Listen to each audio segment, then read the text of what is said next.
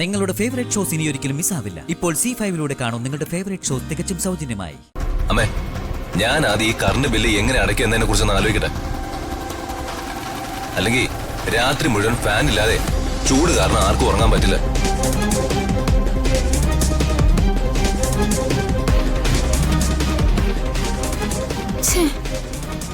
ഈ രാജു എന്താ ഇങ്ങനെ? ആദ്യം അമ്മയ്ക്കൊരു പണി കൊടുക്കണം.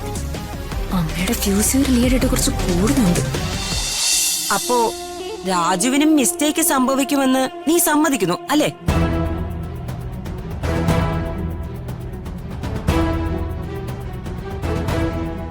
എങ്കിലിനി അക്കൗണ്ട്സ് ദീപക് നോക്കട്ടെ, അതല്ലേ ശരി?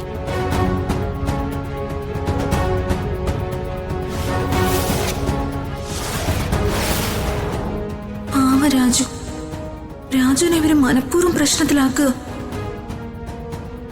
ദീപകിന് മിസ്റ്റേക്ക് സംഭവിച്ചില്ലെന്ന് ചേച്ചിക്ക് ഉറപ്പാണ്.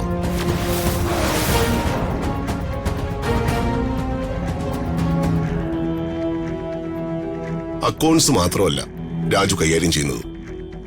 രാജു കൈകാര്യം ചെയ്യുന്ന എല്ലാ മേഖലയിലും ദീപക് അന്വേഷണം നടത്തിയതിന്റെ ഫലമായിട്ടാവും അക്കൗണ്ട്സിലെ ചെറിയ മിസ്റ്റേക്ക് ദീപക് കണ്ടുപിടിച്ചത്.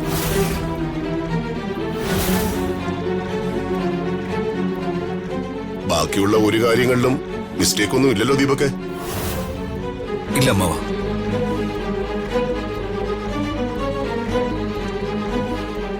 രാജു എന്റെ വിശ്വസ്തന, അത് എന്നും അങ്ങനെ തന്നെ ആയിരിക്കും.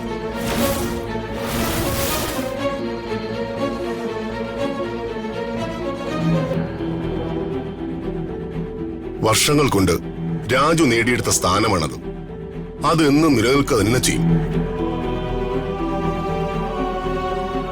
ഇത്രയൊക്കെ ആർഗ്യുമെന്റ്സ് ഇവിടെ നടന്നിട്ടും രാജു ഒന്നും സംസാരിച്ചിട്ടില്ല. അതാണ് രാജുവിന്റെ ക്വാളിറ്റി, രാജുവിന്റെ ക്യാരക്ടർ. അതിനൊരിക്കലും ഒരു മാറ്റവും വരില്ല. ഓഡിറ്റർ, താങ്കൾക്ക് പോവാം. ഈ പ്രശ്നം ഇവിടെ അവസാനിച്ചു. ഇനി ഇതിന്റെ പേരിൽ ഒരു ചർച്ചയില്ല. അക്കൗണ്ട്സ് രാജു തന്നെ നോക്കും. എനിക്കതാണ് കംഫർട്ടബിൾ. ശരി സർ.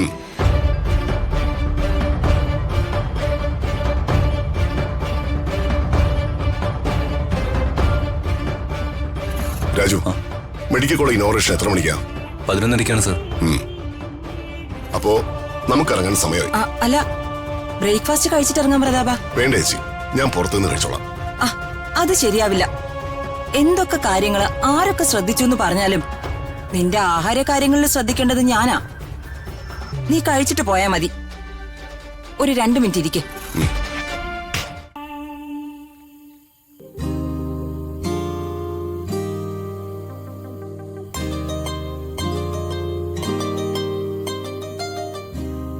ശ്രമിക്കാവുന്നതിന്റെ പരമാവധി ഞാൻ ശ്രമിച്ചു. എന്നിട്ട് രാജു ആ മന്ത്രിയുടെ വീട്ടിലേക്ക് തന്നെ ജോലിക്കായിട്ട് പോയിരിക്കാം. എത്ര പറഞ്ഞാലും മനസ്സിലാവില്ല എന്ന് വെച്ചാൽ എന്താ ചെയ്യ? ഒരു പ്രശ്നങ്ങളും ഇല്ലാതെ ആരുടെയും കുത്തുവാക്ക് കേൾക്കാതെ സമാധാനായി എന്റെ അച്ഛന്റെ ബിസിനസ് നോക്കി നടത്തി. ചിട്ടി കമ്പനിയിൽ അച്ഛനെ സഹായിച്ചോ വാടക കാര്യങ്ങൾ നോക്കിയോ നടന്നാ പോരെ? എല്ലാം തന്നിഷ്ടം. ആരോട് പറയാൻ, ആര് കേക്കാൻ? ഇനി ഉദ്യോഗം കഴിഞ്ഞ രാജു സാർ എപ്പ വരുമെന്തോ. ഇതെന്താ ഇത്രയും നേരമായിട്ടും രാജുവിന്റെ വീട്ടില് വെട്ടം വിളിച്ചൊന്നുമില്ലാത്ത? എല്ലാരും കൂടി എവിടെയെങ്കിലും പോയോ? എവിടേക്കും പോവെന്ന് ശ്രീലക്ഷ്മി ഒന്നും പറഞ്ഞില്ലല്ലോ.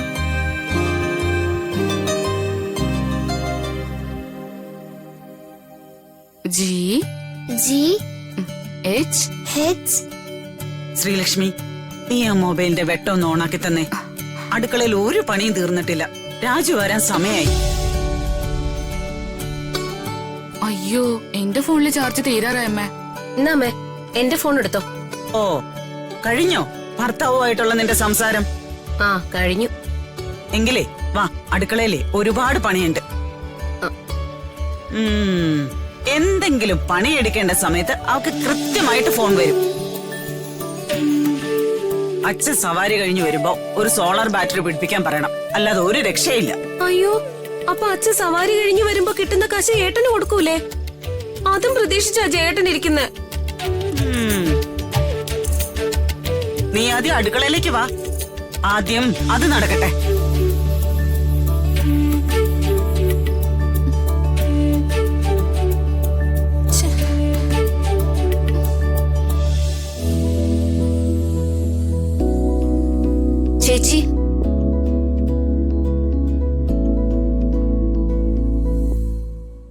ചേച്ചിയുടെ മുഖം എന്താ വല്ലാതിരിക്കുന്നത്?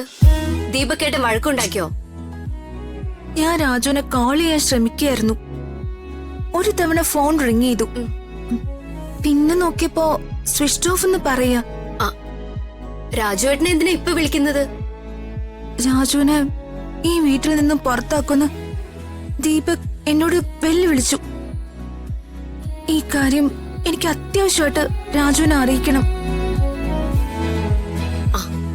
ഫോൺ ഓഫ് ആണെങ്കിൽ ചേച്ചി ഒരു മെസ്സേജ് അയച്ചു നോക്ക്. ഫോൺ ഓൺ ആവുമ്പോ രാജുവേട്ടൻ ആ മെസ്സേജ് കാണുമല്ലോ. അതിന് ഫോൺ എപ്പോ ഓൺ ആവുമെന്ന് കരുതിട്ടാ?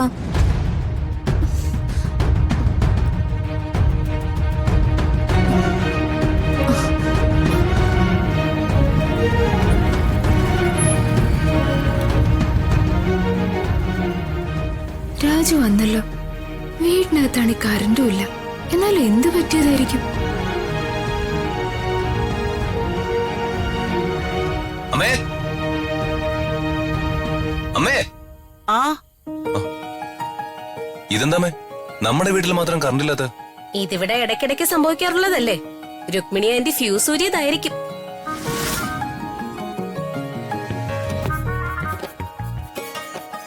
കറണ്ട് ബില്ല് അടയ്ക്കാനുള്ള കാശ് ഞാൻ അമ്മയുടെ കയ്യിൽ തന്നായിരുന്നല്ലോ. എന്താമേ കറണ്ട് ബില്ല് അടച്ചില്ലേ? കറണ്ട് ബില്ല് അടയ്ക്കാനുള്ള ക്യാഷ് ഞാൻ അമ്മയുടെ കയ്യിൽ നിന്ന് വാങ്ങി എന്റെ ഫോണിന്റെ EMI അടച്ചു. ശ്ശേ. എന്നിട്ട് എന്താ ചേച്ചി ആ കാര്യം എന്നെ ഒന്ന് വിളിച്ച് അറിയിക്കാതിരുന്നത്? രുക്മിണി ആന്റി ഫ്യൂസ് ഊരുമെന്ന് ഞാൻ ഓർത്തോ?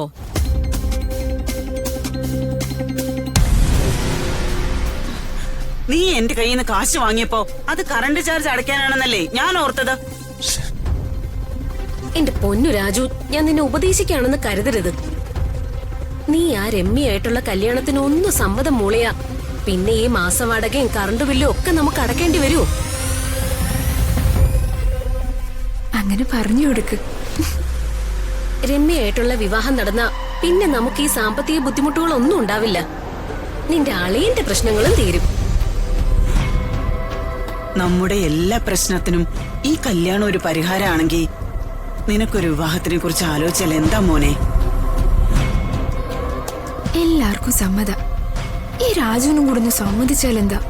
നീ എന്താ ഒന്നും പറയാത്തത്?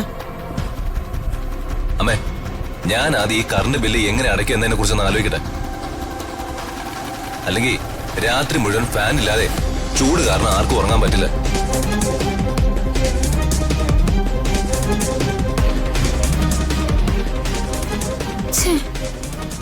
ഈ രാജു എന്താ ഇങ്ങനെ? ആദ്യം അമ്മയ്ക്കൊരു പണി കൊടുക്കണം. അമ്മയുടെ ഫ്യൂസ് ലീഡായിട്ട് കുറച്ച് കൂടുന്നുണ്ട്.